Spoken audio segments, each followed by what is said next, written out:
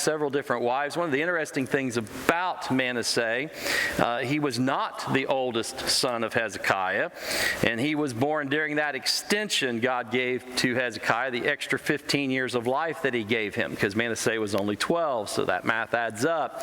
And not really sure. There's not a lot of historical narrative about how Manasseh actually becomes king, but there was definitely a lot of intrigue going on.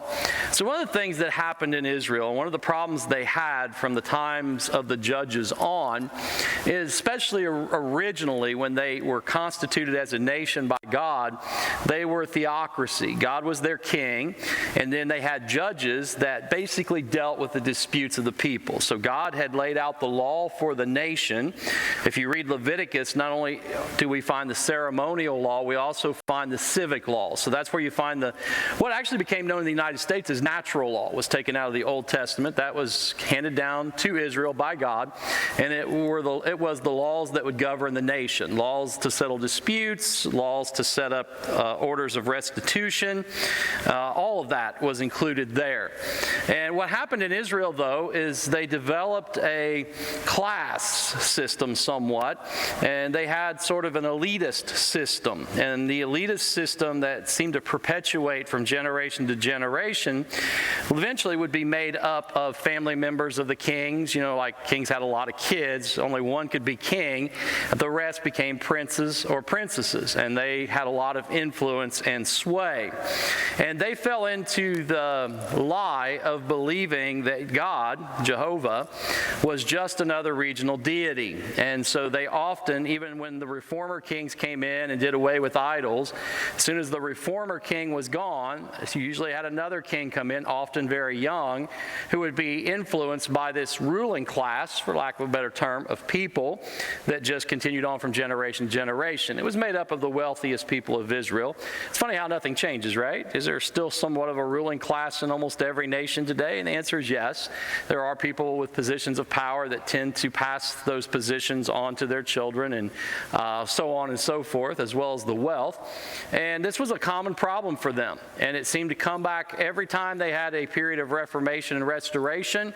It seems that we had a young king who's easily influenced and makes mistakes, and then becomes very wicked and evil in all that he does. And Manasseh is not going to be an exception. Verse 2, he did evil in the sight of the Lord. That's a pretty solid introduction to his life, because that is what he did. And then we have a great deal of detail about what evil he actually did.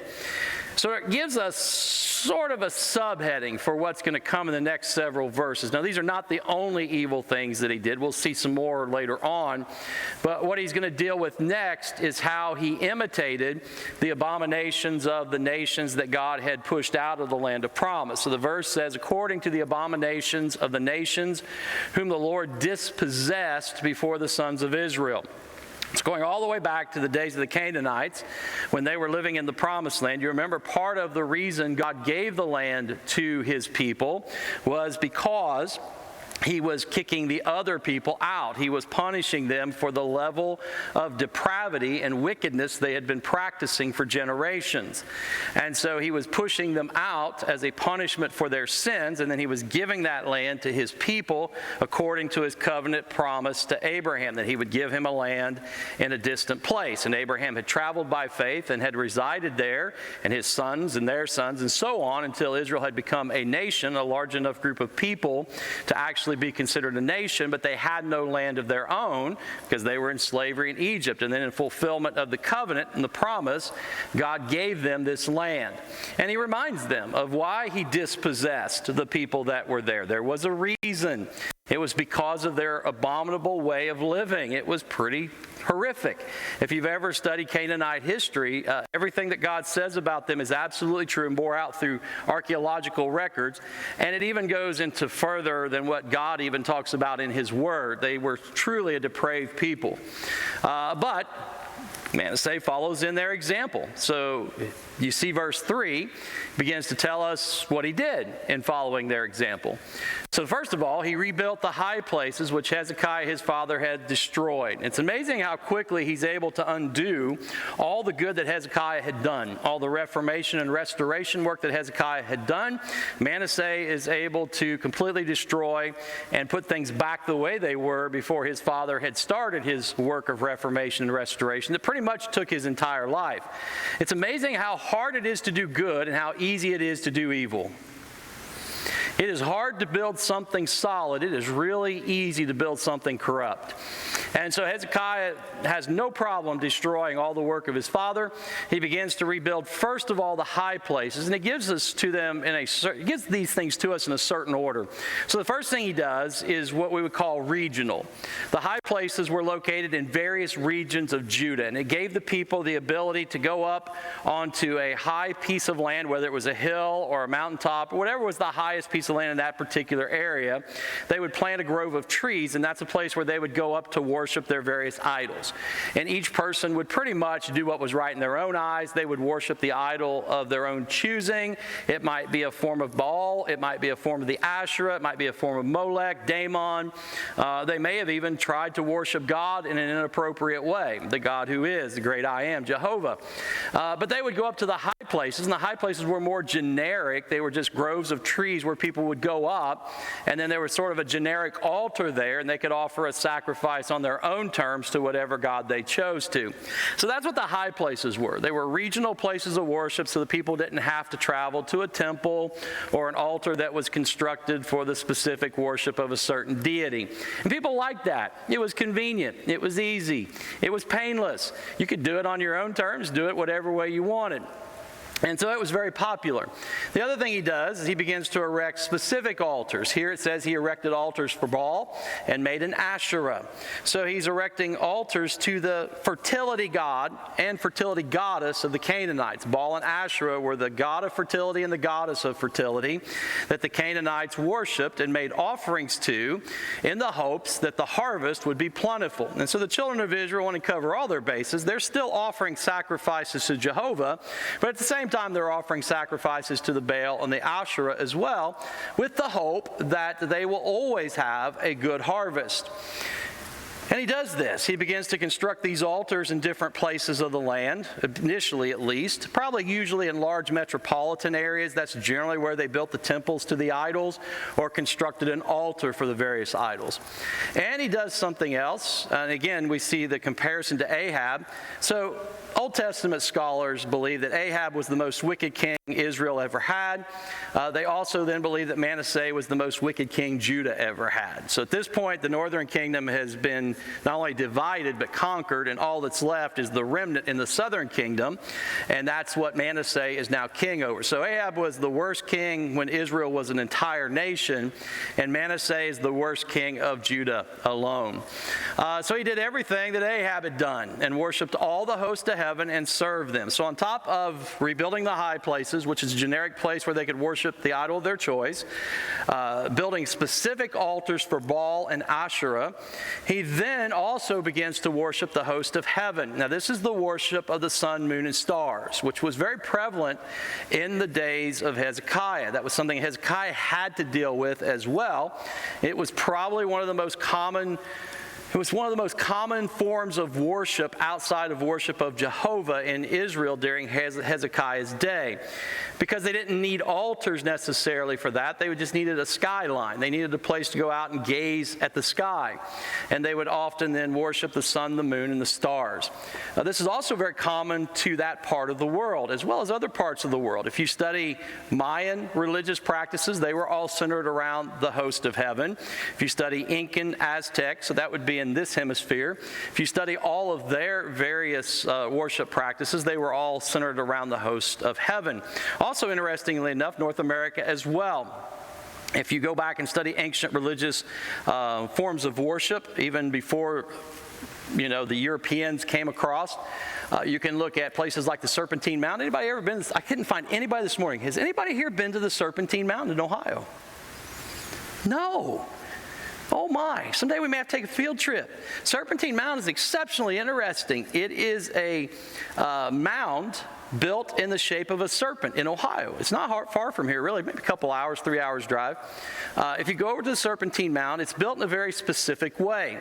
The head of the snake points to two hilltops, which around here would be mountains. That's, so in Marion, if you put those hilltops, they'd look like mountains. But in Ohio, they just look like hilltops. But they're two very distinct hilltops, and the head of the snake is pointed right between the two of them, and at two different specific times of the year, the solstices, the sun rises directly in line with the head of that snake. And so it was built as a place where they could worship the host of heaven, the sun, the moon, and the stars. And there's some archaeological evidence, although they will not let them dig it, which would be an interesting dig. There is enough archaeological evidence before digging was stopped to prove that it was some sort of religious site. And so it's common that all the different people of that era would worship the sun, the moon, and the stars. And so that's something he falls into as well, in direct violation of the commandments of God. So verses 4 and 5, he built altars in the house of the Lord. So it wasn't good enough to build altars in the major metropolitan areas and to build the high places in each region. He also then begins to build altars to various idols within the courtyard of God's house, the temple itself. So he begins to build these altars, much as Ahab did as well, of which the Lord had said, "In Jerusalem I will put my name." For he built altars for all the host of heaven in the two courts of the house of the Lord.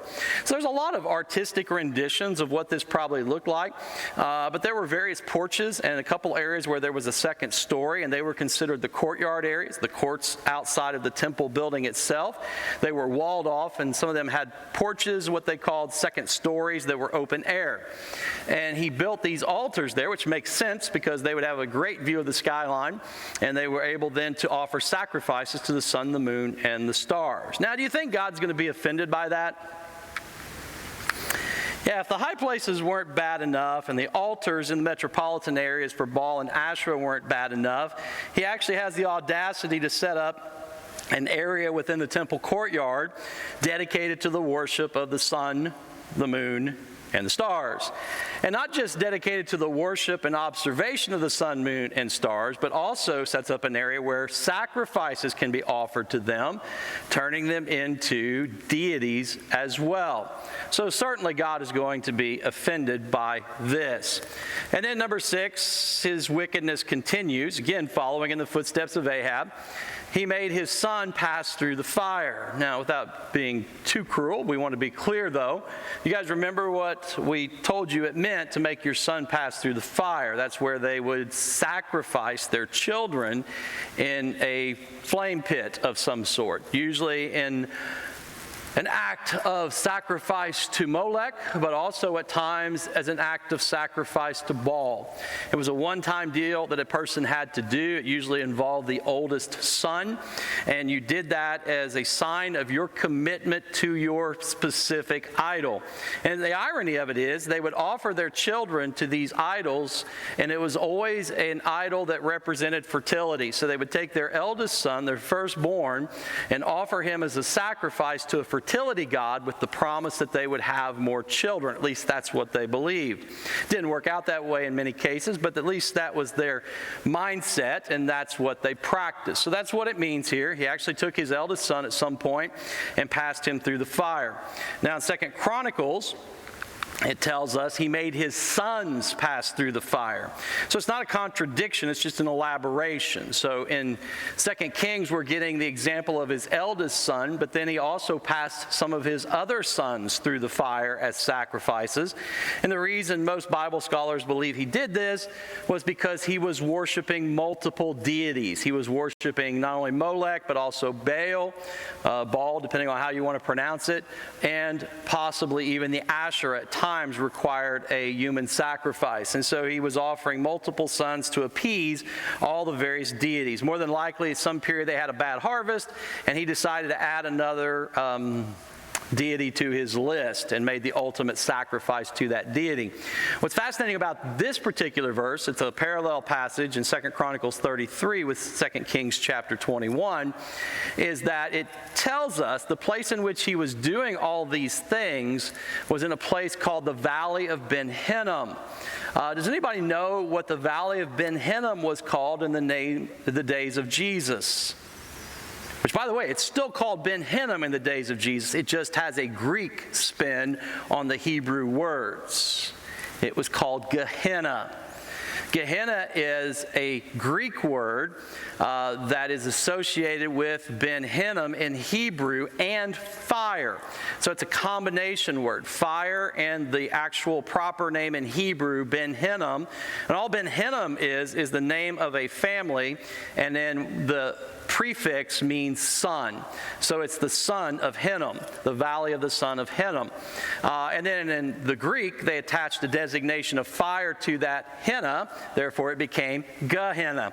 And that's the valley that Jesus refers to when he's talking about hell. It's an illustration he uses because Gehenna became the dump of Jerusalem. It became the place where they burnt all the refuse. It's the only way they could do it and not have disease. So all the trash had to be hauled out of the city and disposed of, and the Valley of Gehenna was a place where the fire was never put out because there was a constant stream of trash being thrown into the valley to be consumed in the fire. Otherwise, they would have had things rotting in the streets and disease would have been prevalent. So they understood the necessity of cleaning things, throwing the trash into an incineration site where they did burn it then. And so that's the valley that Jesus uses as a reference for hell, because it was considered a valley of death stretching all the way back to the days of Manasseh. Because not only did Manasseh offer his sons in the fire in the Valley of Ben-hinnom, he also practiced some things that God forbade. And he practiced some things that were exceptionally wicked. And some of these words in the Hebrew are very obscure words. They're not used in other places. So sometimes it's a little difficult to figure out exactly what they were talking about. And so when you see these terms, we'll just kind of go through it here.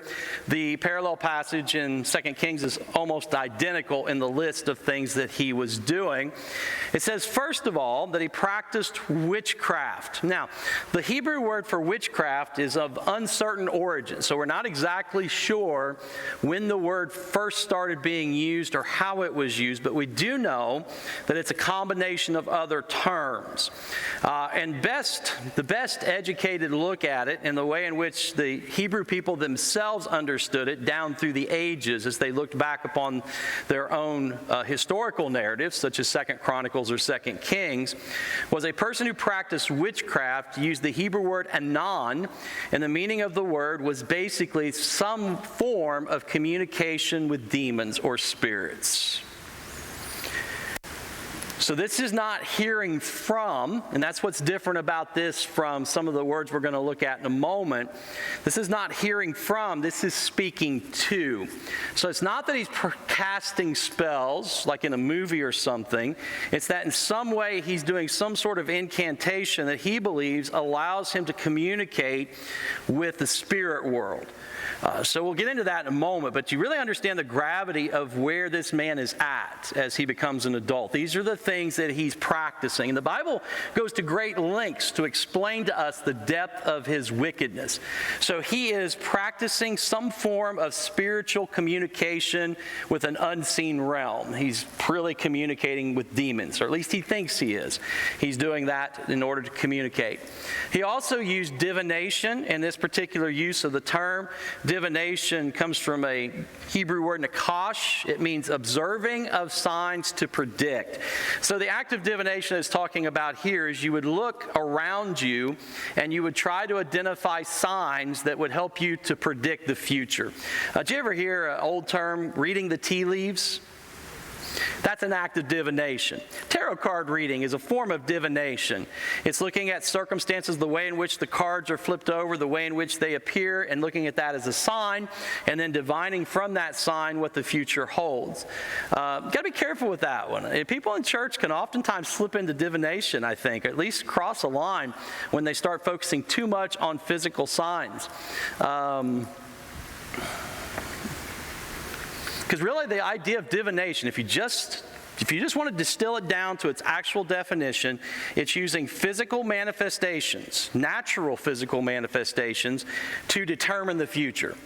So reading into things, basically. So like I say, if I get up in the morning and it's raining, then I'm going to have a bad day. I just know it. If I get up in the morning, it's not raining, I'm going to have a great day. And how am I going to know if I'm going to have a great day or a bad day? Whether or not it's raining. That's divination in a very simplistic form. It gets much more complex than that for people who practice it, but that's a very simplistic example of divination. And of course, it gets more complicated. They're looking at things and then determining outcomes in future events based on the signs that they were looking for and things of that nature. So he's practicing divination, the use of signs to determine the future. Practice sorcery. This is probably another one of the obscure ones. And again, it probably has more in line with being able to somehow find extra knowledge and future predictions. I think the sorcery in particular is tied in with the use of mediums and spiritists. Now that one we know a lot more about. That again is another thing in Israel in the very law of God in Leviticus that was forbidden. Anyone who caught playing the part of a medium or a spiritist was to be put to death immediately in Israel. During the time of the reformers, they actually took that seriously. Not so much in days of kings like Manasseh, who actually used mediums and spiritists. The idea behind a medium or a spiritist was that this person could communicate with the dead. That was the idea. And that then you could speak to dead loved ones, you could speak to them for advice or direction, or they just could channel various spirits, not just past loved ones, but anything that was considered to be an authority figure that could give you direction for life. So that was basically the way in which it functioned. Now, mediums and spiritists throughout biblical times were sometimes fake, sometimes they were just con artists, much as today. They simply gather information about people and then lead people through a series of questions. It's amazing how they do that. If you've never had a chance to watch somebody who actually exposes how they do that, you should. It's fascinating to watch. It's also very instructive if you don't want to be duped, because you can really see how they lead people into giving them all the information they need to make these crazy predictions, what seem to be crazy predictions. They're just gathering information by asking questions. And then they make general statements, very general statements. Like, if you ever watched it, and I watch it just because I want to educate myself, so I've watched a few people who claim to be mediums, and you quickly pick up on the tricks. So they'll say something very general. I'm seeing a young man with blue eyes. And people will just blurt out a name. And they'll say that name and says, yeah, he has something he wants to say. And oftentimes that person will actually talk about what they figure that person wants to talk about them about. Well, then that person has all the information they need to just play the whole game. And so they just kind of like play with people's minds, and that's the con artist part. But in biblical times, were there people who were talking to spirits? And the answer is yes. I could actually give you a couple passages where that is true. And were those spirits, what were they? Demons. The only one that's not a demon is, remember when Saul is looking for advice from what is referred to as the witch at Endor? And that's not a Star Wars movie, that is a biblical passage, right? He's looking for advice from the witch of Endor, and she summons a spirit, and he wanted to talk to who? He wanted to talk to Samuel. And she summons a spirit, and it appears to be Samuel, and Samuel speaks to Saul for a moment, and she is scared to death when Samuel appears, isn't she?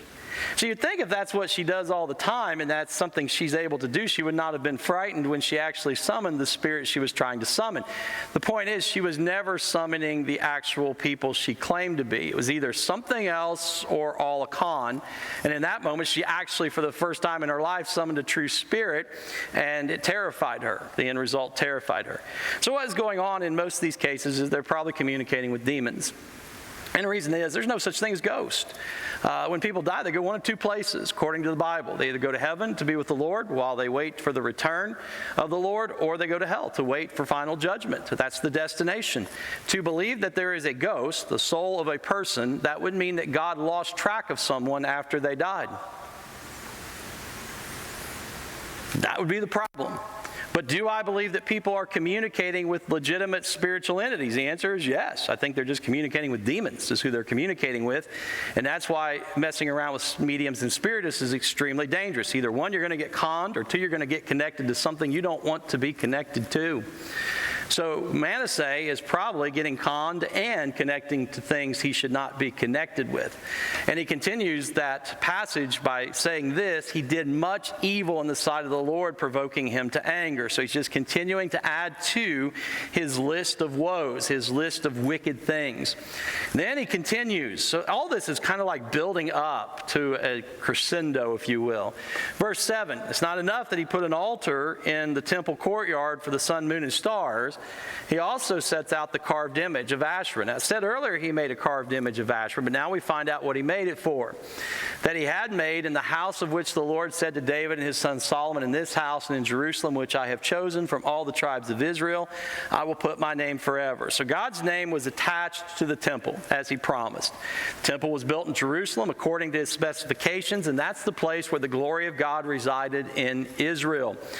Now, Manasseh puts an Asherah pole, which is all just it is. They cut down a tree, and they would carve the face or the shape of the Asherah into the tree. And then they would set it somewhere, and that would be their idol. And so he takes this Asherah pole that he had made, and he sits it somewhere in the house of God. And as I told him this morning, I'm pretty sure it was not the Holy of Holies, because he made it out alive after he sat it there. But I believe he sat it somewhere in one of the outer chambers, probably one of the outer chambers surrounding the Holy of Holies.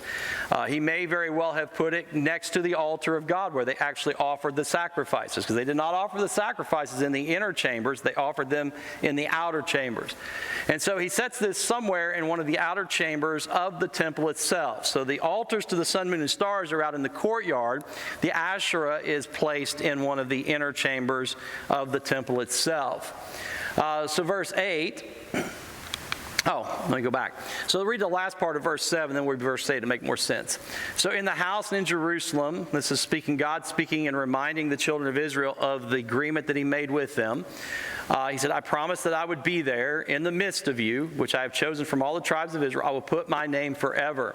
And I will not make the feet of Israel wander anymore from the land which I gave their fathers. So in other words, he's reminding them of the promise he made, that he was going to plant them in the land, and that he would provide for them and protect them, if only they will observe to do all according to all that I have commanded them, and according to all the law that my servant Moses commanded them.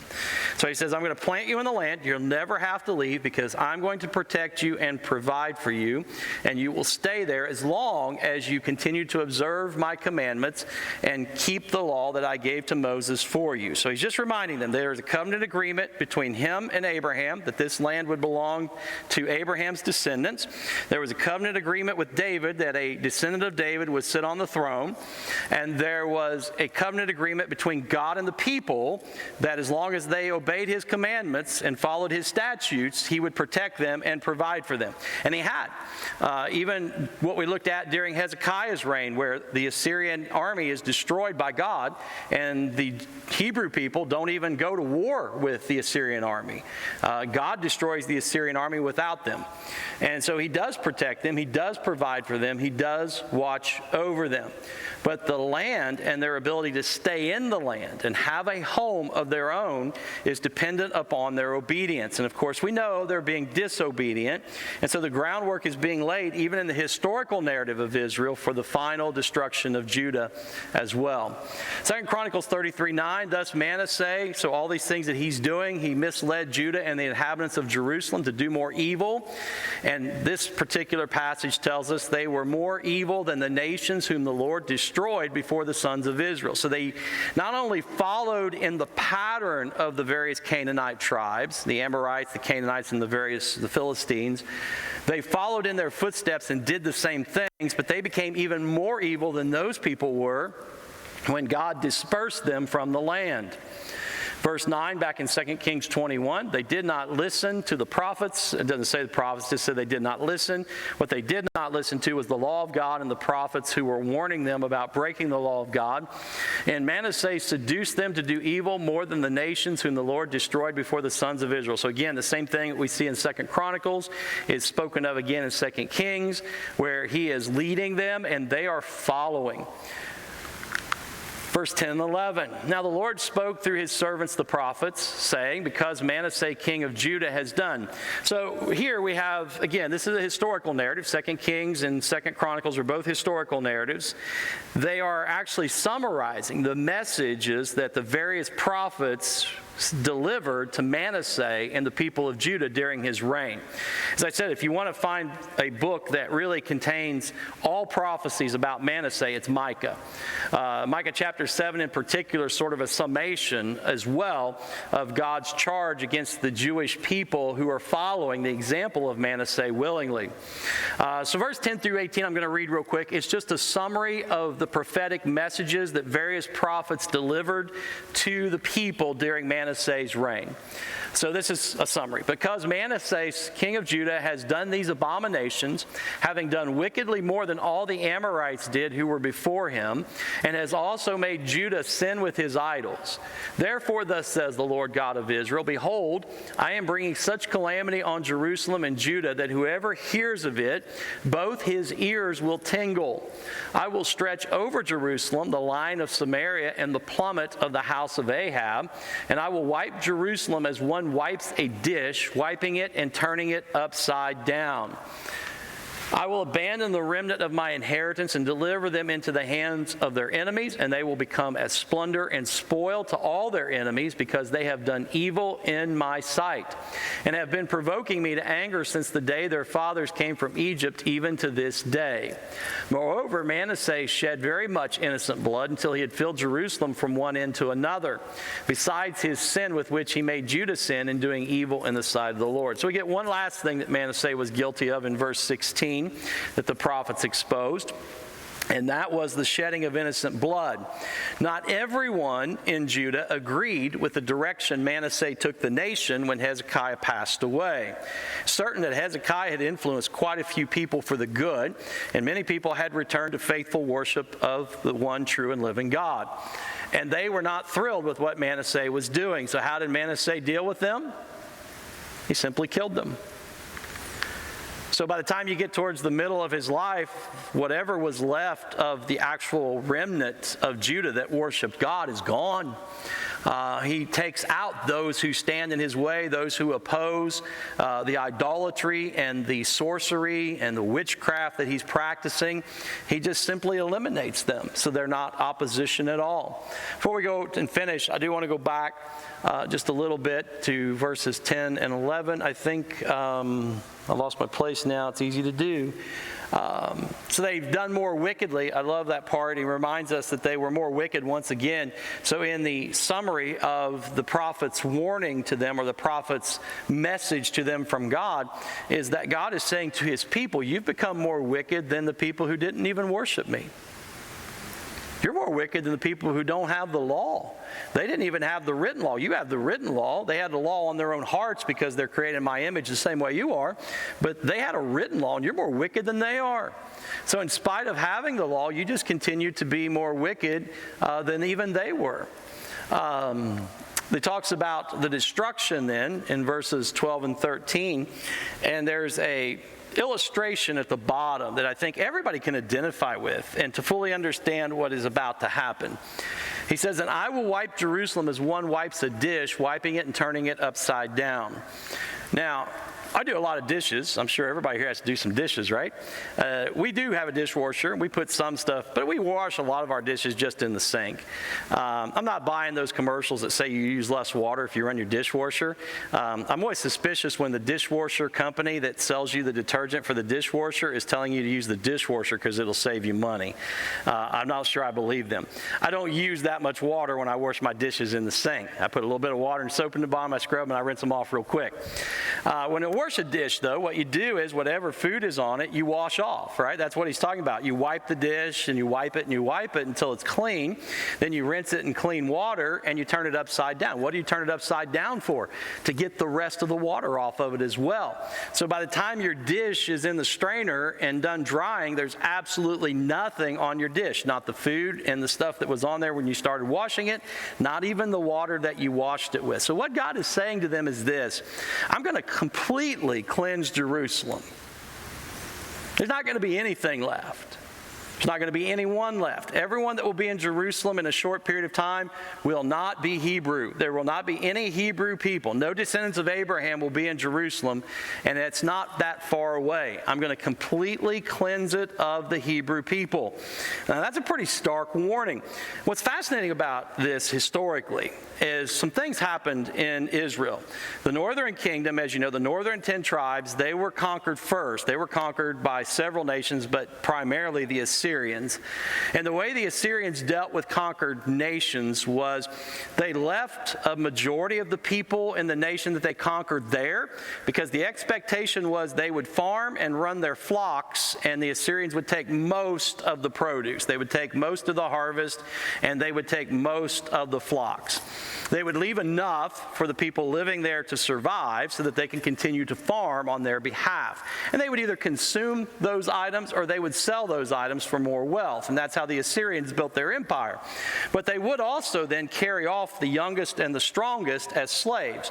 And they would replace them with people from other nations. And so that's how they intermingled people. They would move people around so that a nation would not have a national identity anymore, because they felt like people with national identities tended to rise up in rebellion over time. So they would separate families and mix the people together with people from other places. And that's how they controlled the various areas that they conquered. So what happened in the northern kingdom is that a good number of the young people were carried off. They were replaced by other people, and that's where the Samaritans came from in Jesus' day. They were people who had mixed heritage. They were Hebrew and pretty much every part of that part of the world. People from Phoenicia, people from Assyria, people from Babylon, because Babylon for a while was a vassal state of Assyria. All the different regions around the smaller tribes, like even the Canaanites, the Amorites, the Ammonites, all those various tribal areas had been conquered by the Assyrians. And so they intermingled those people around, so there was no more national identity. So in the days of Jesus, that's why you see the people in Judah look so negatively at the people in the northern kingdom, because most, if not all of them, had intermarried with Gentiles. Now, Judah is going to suffer a different fate. Judah is going to be completely decimated.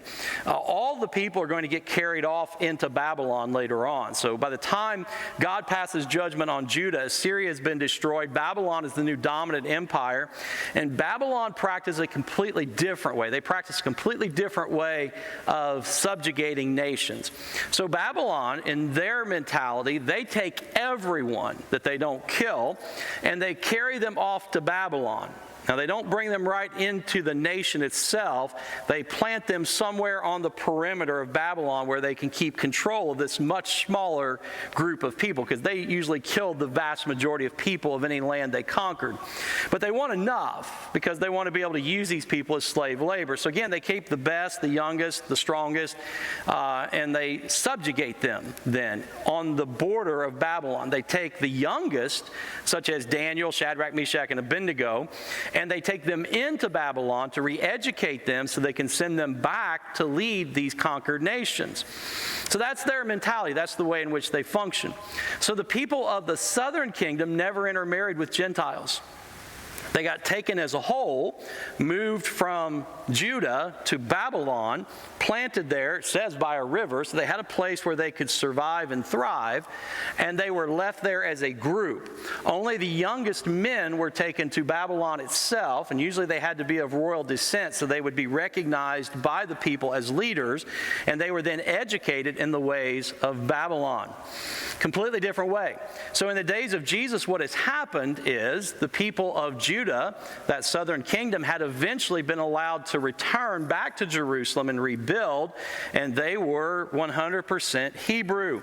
The northern 10 tribes were almost all intermarried and intermingled with Gentile people, and therefore they were looked down upon by the southern kingdom. And once again, the southern kingdom in the days of Jesus had thrived far more than the northern kingdom. So Judah and Benjamin, the final two tribes that were pure Hebrew, if you will, they had not intermarried with Gentile people, They thrived more than the 10 tribes in the north did. But again, 10 tribes in the north, because they're intermarried with Gentiles, had no interest in Judaism, had no interest in worshiping God in the temple.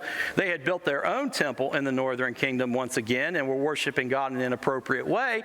Hence the conversation between Jesus and the woman at the well. Remember that conversation, right?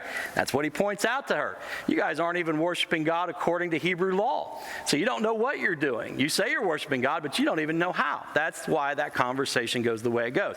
So everybody with me on the history? Did it make sense? So now you're beginning to see what's happening here. So all this because of Manasseh, this taking away of Judah.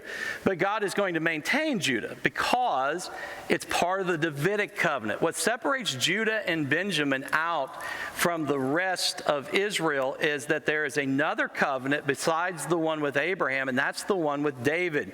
So David has to have a descendant that descends directly from his line, both man and woman, in order to have a child that is part of the Davidic covenant to sit on the throne. They both have to be descendants of David.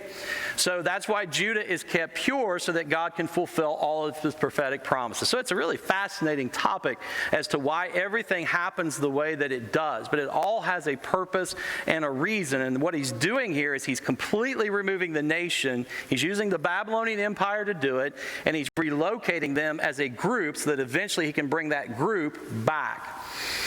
All right, so verse 16, again, we see the shedding of innocent blood, the killing of anyone who tries to stand in his way. Verse 17, now the rest of the acts of Manasseh and all that he did and his sin which he committed, are they not written in the book of the Chronicles of the kings of Judah? And the answer is yes.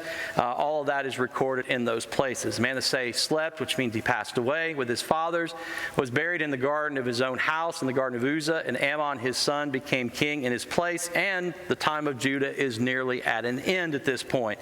God has already passed judgment. The Babylonians are coming, and it's nearly the end of Judah. Again, as I said, if you want to see a prophecy that's directed directly at Manasseh, it would be Micah chapter 7, verses 1 through 20, or more specifically 1 through 17.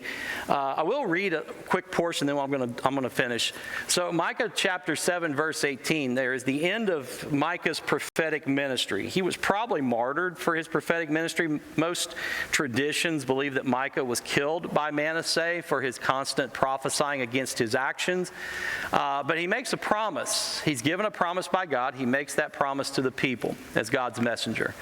Who is a God like you who pardons iniquity? And keep in mind, this is in spite of all the people turning against God, putting an Asherah pole in the temple, worshiping the sun, moon, and stars in the temple courtyard, going up to the high places and worshiping whatever idol they preferred, offering sacrifices, some of them even sacrificing their own children for the purpose of fertility.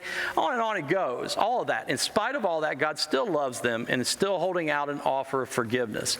So verse 18, who is a God like you who pardons iniquity and passes over the rebellious act of the remnant of his possession? He does not retain his anger forever because he delights in unchanging love. So God is going to punish you in a way that you will finally recognize the sin of your lives. But he still loves you. He will again have compassion on us. He will tread our iniquities underfoot. Yes, you will cast all their sins into the depths of the sea. You will give truth to Jacob and unchanging love to Abraham, which you swore to our forefathers from the days of old. And so even at the end of all that, with all the wickedness that Manasseh perpetuated throughout the people, as much as the people joined in with him wholeheartedly, it wasn't hard for him to get things done like it was Hezekiah. The people went right along with it. God still loves them. Yes? Back in 16, it says, moreover, Manasseh shed very much of Manasseh's blood till he had filled Jerusalem one end to the other. Do you think that is an exaggeration? No. The Battle of Armageddon, when the blood is going to be up to the horse like that. No, I don't think it was deep. I just think he meant there was blood on all the streets. I think what happened, from what we can tell, so some of these things we pick up some from not biblical history, but Jewish history. So the Jewish people have a history of their existence outside of the Bible as well. There were many Jewish historians. But according to their legends, if you will, which I think are probably pretty accurate, and they seem to match up with the biblical narrative, when Manasseh takes the throne, a lot of the people have actually been reformed and restored. So Hezekiah had an uphill battle. Most of the people, the majority of people never really changed, but a lot did. So when he comes into power, he immediately starts to put these altars to these idols all over the place. And from what we can tell, there was a significant number of people, nowhere near a majority, but a significant number of people who stood up and tried to oppose him. And specifically, it appears they tried to oppose him in Jerusalem. And his reaction was to simply kill them in the streets. That's outside the Bible, but it does match what the biblical testimony says. And so there wasn't a war or a battle. There was just a execution, if you will, of all those who refused to go along with his program, all those who refused to join him in his sin. And I don't think it was a huge number of people, but I think it was a significant number of people. And he had no problem with that. And you can imagine, if a man wants to communicate with demons and he's going to put an altar to the sun, moon, and the stars in God's temple and an Asherah pole within the chambers of the temple itself, he's not going to have a problem killing a few people who oppose his agenda. So I don't think it was running deep like you're talking about when you talk about the Revelation. I think that just meant that there were a lot of people killed and there was a lot of blood spilt throughout the streets of Jerusalem. Yes?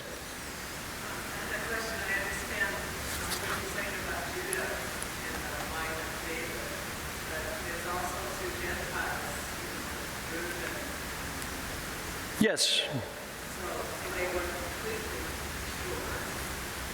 Right. But they were what we would call like grafted into the family, and they converted to Judaism. The problem in the northern kingdom is that when the Gentiles intermarried with the Jewish people, the Jewish converted to Gentile religion rather than the Gentiles converting to Judaism. So you're talking about those Old Testament examples. They at least had converted to following the commandments and the law of God. But there were actually a lot of people in Israel who were not native-born Hebrews, such as in the days of Solomon. There were at least 250,000 people in Israel that were practicing Judaism by choice, which is often overlooked. They were not considered proselytes. They were considered practicing Jews, and they were grafted into the Hebrew people and able to marry Hebrew women or men and still be considered. They would still be considered Hebrew.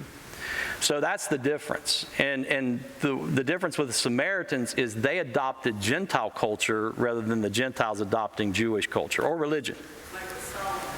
Yes. Yeah, he actually gave in to his wives and let them bring their own with them, and even built cities and towns for them to practice their own, therefore co-opting much of Israel and really sowing the seeds of all this. That was the introduction of all these gods back into Israel and all these various cities. So each city, what they did was they gradually adopted the deities of various tribes from the region so that you wouldn't see the same deities worshipped from one town to the next. That's how many different gods there were in Israel, which made Israel the most idolatrous nation in the area, actually, which is amazing.